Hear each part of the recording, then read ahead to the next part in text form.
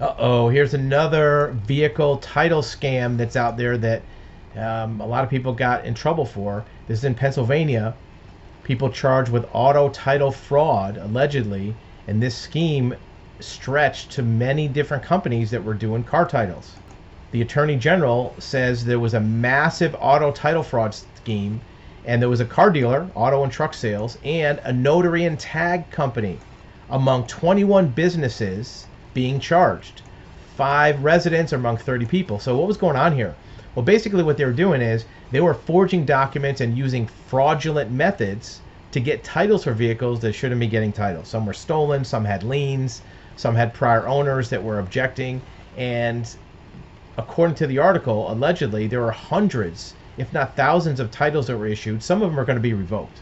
In some cases, they were doing total vehicles, salvage vehicles, and falsified information so they would get titles for them without doing an inspection. That's title washing. They're also accused of changing VIN numbers so they couldn't be detected. Suspects allows hundreds of damaged, potentially dangerous vehicles on the road.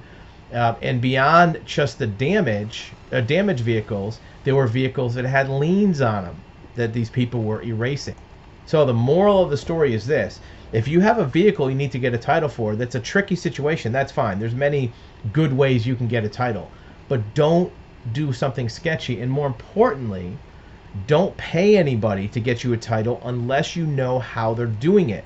Because a lot of these title companies say, look, give us 500 bucks, give us 600 bucks. We'll get you a title. No questions asked. Don't worry about it.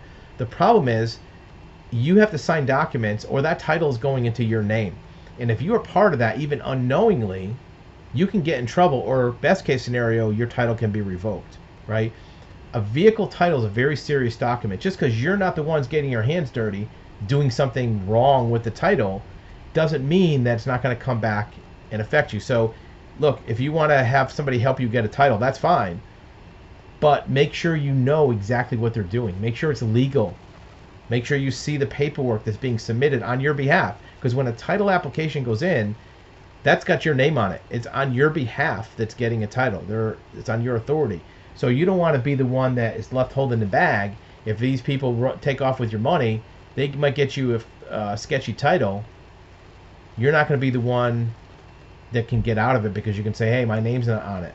These people are getting you a title with your name on it. So make sure it's done right. Make sure you know what you're doing.